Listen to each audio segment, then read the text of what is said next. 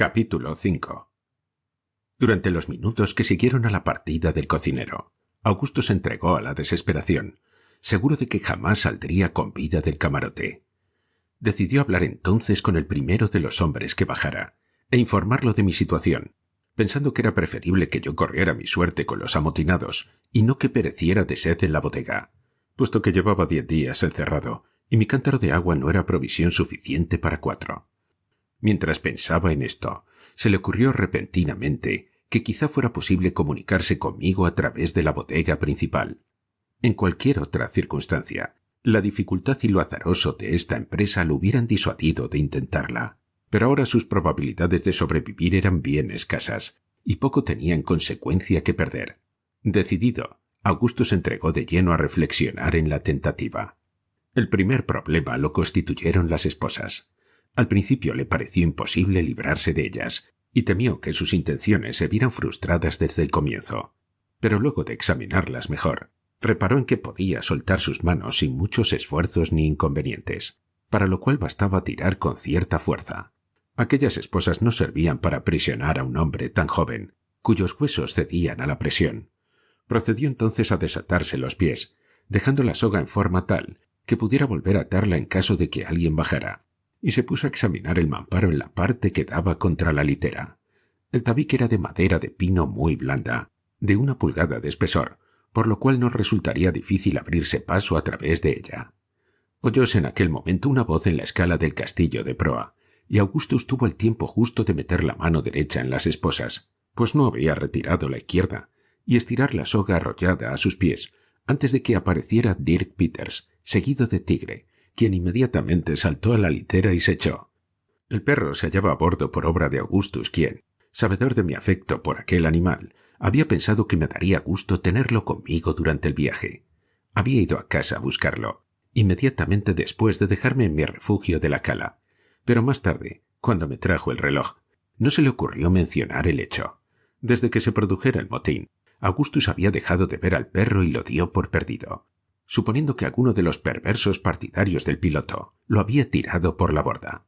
Más tarde supo que Tigre se había arrastrado hasta un agujero situado debajo de uno de los botes balleneros, y que, por falta de espacio para volverse, le había sido imposible volver a salir. Peters lo libró de su situación, y con esa especie de bondad que mi amigo tenía hartos motivos para apreciar, lo traía para que le hiciera compañía. Le dejó asimismo algo de cecina salada, patatas y un jarro de agua, prometiendo al marcharse que al día siguiente volvería con más provisiones. Una vez que Peter se hubo alejado, Augustus soltó sus 2 manos y se desató los pies. Arrollando la cabecera del colchón donde lo habían tirado, sacó su cortaplumas, ya que los amotinados no se habían molestado en registrarlo, y se puso a cortar vigorosamente una de las tablas del tabique, lo más cerca posible de la base de la litera. Decidió hacerlo en ese lugar, pues en caso de ser bruscamente interrumpido, podría ocultar su obra dejando caer el colchón en su sitio. Nadie lo molestó, sin embargo, durante la noche, y al llegar la noche había cortado por completo la tabla. Conviene hacer notar aquí que ninguno de los tripulantes ocupaba el castillo de proa como camarote, pues se habían instalado todos en la cámara, bebiendo los vinos y comiendo las provisiones del capitán Barnard, sin preocuparse de más que lo absolutamente imprescindible de la navegación del bergantín. Tales circunstancias resultaron tan afortunadas para Augustus como para mí, pues de haber sido otras, mi amigo no habría logrado llegar a mi lado. Tal como estaban las cosas, podía llevar adelante su plan, pero solo cuando faltaba poco para el amanecer, completó el segundo corte de la tabla, a un pie por encima del primero, abriendo así un agujero lo suficientemente grande para poder pasar al sollado. Una vez allí, llegó sin dificultad a la escotilla principal, aunque para ello tuvo que abrirse paso entre barriles de aceite amontonados hasta tocar casi el puente superior, y que apenas dejaban espacio para deslizar su cuerpo. Llegado a la escotilla, descubrió que Tigre lo había seguido, deslizándose a su vez entre las filas de barriles. Ya era demasiado tarde para tratar de llegar hasta mí antes del amanecer, pues la principal dificultad residía en pasar a través del compacto arrumaje de la bodega inferior. Decidió, pues, volverse y esperar a la noche siguiente. Con esta intención se puso a aflojar la tapa de la escotilla, a fin de perder el menor tiempo posible en su próxima tentativa. Tan pronto la había soltado, Tigre saltó ansiosamente a la pequeña abertura, olfateó un momento y luego se puso a gemir, mientras arañaba la tapa como si quisiera levantarla con las patas. Su conducta demostraba sin lugar a dudas que se había dado cuenta de mi presencia en la cala, y Augustus pensó que, si lo dejaba bajar, se las arreglaría para llegar hasta mí. Fue entonces cuando le vino la idea de enviarme el mensaje, ya que mucho temía que yo tratara de abrirme camino hasta el puente, cosa harto peligrosa en esas circunstancias. Además, no estaba completamente seguro de poder llegar hasta mí al día siguiente. Los sucesos posteriores comprobaron hasta qué punto fue afortunado que se le ocurriera esta idea, pues de no haber recibido yo la nota, indudablemente hubiera encontrado alguna manera de hacerme huir de la tripulación, y lo más probable es que ello nos hubiera costado la vida a los dos. Decidido a enviarme un mensaje, Augustus pensó en la manera de escribirlo. Un viejo palillo se convirtió en una pluma, a pesar de la dificultad de valerse solamente del tacto, ya que el entrepuente estaba completamente en tinieblas. En cuanto al papel, Augustus lo obtuvo arrancando la parte en blanco de una carta, duplicado de la falsa carta de Mr. Ross. La misma debió haber sido enviada, pero como la escritura no estaba lo bastante bien imitada, Augustus escribió otra, y afortunadamente metió la primera en el bolsillo de su chaqueta, donde quedó olvidada. Solo faltaba ahora la tinta, y para ello mi amigo se hizo un ligero corte en el dorso de un dedo, justamente encima de la uña, sabedor de que esa parte sangra siempre copiosamente. Escribió entonces lo mejor que pudo en tales circunstancias.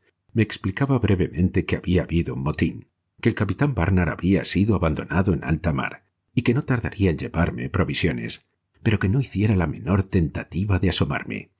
He escrito esto con sangre. Tu vida depende de que sigas escondido. Eran las palabras finales. Una vez atado el papel al cuerpo del perro, Augustus lo dejó bajar por la escotilla y se volvió con gran trabajo al castillo de proa, donde todo estaba tranquilo y nadie parecía haberse percatado de su ausencia. Para ocultar el agujero del tabique clavó su cortaplumas más arriba y colgó del mismo un chaquetón que había hallado en la litera. Volviendo a colocarse las esposas, se ajustó la soga en los tobillos. Apenas había terminado estos preparativos cuando entró Dirk Peters, terriblemente borracho pero de excelente humor, trayendo las provisiones para el día, consistentes en una docena de grandes patatas irlandesas asadas y una jarra de agua. Se sentó en un arcón al lado de la litera y habló con toda libertad sobre el piloto y todo lo que ocurría a bordo del bergantín. Su conducta era sumamente caprichosa y llegaba a lo grotesco. En un momento dado Augustus sintió gran alarma ante su comportamiento. Por fin volvió a subir al puente, declarando que al día siguiente traería un buen almuerzo a su prisionero. Durante el día, dos arponeros bajaron acompañados del cocinero, completamente borrachos todos. Al igual que Peters, no tuvieron escrúpulos en hablar sin ninguna reserva de sus planes. Al parecer estaban muy divididos entre ellos con respecto a lo que harían en el futuro, y no se ponían de acuerdo en nada, salvo en atacar el barco procedente de las islas de Cabo Verde, que esperaban encontrar de un momento a otro. Por lo que podía colegirse, el motín no había sido inspirado solamente por un deseo de lucro, sino que el motivo principal lo constituía un resentimiento privado del piloto hacia el capitán Barnard. Por el momento parecía haber a bordo dos facciones principales, dirigidas, respectivamente, por el piloto y por el cocinero. Los primeros se inclinaban a apoderarse del primer barco conveniente que se presentara y equiparlo en alguna de las islas del Caribe para dedicarse a la piratería. El segundo grupo, sin embargo, que era el más fuerte e incluía entre sus partidarios a Dirk Peters, insistía en seguir el rumbo original del viaje al Pacífico Sur. Una vez allí, se dedicarían a cazar ballenas o a obrar según las circunstancias lo aconsejaran. Las descripciones de Peters, que había visitado muchas veces esas regiones, pesaban mucho entre los amotinados, que parecían vacilar entre confusas nociones de ganancias o de placeres. Peters hablaba de todas las novedades y diversiones que encontrarían en las innumerables islas del Pacífico, la absoluta seguridad de que gozarían en ellas, pero insistía más particularmente en las delicias del clima, los abundantes medios de vida y la voluptuosa belleza de las mujeres. Nada se había decidido en concreto, pero las escenas evocadas por el encargado de las líneas pesaban mucho en la ardiente imaginación de los marineros, y todas las probabilidades parecían inclinarse hacia esta última decisión. Los tres hombres abandonaron el castillo de proa una hora más tarde, y nadie volvió a bajar en todo el día. Augustus permaneció sin moverse hasta el anochecer. Entonces, soltando sus ataduras y esposas, se preparó para la tentativa.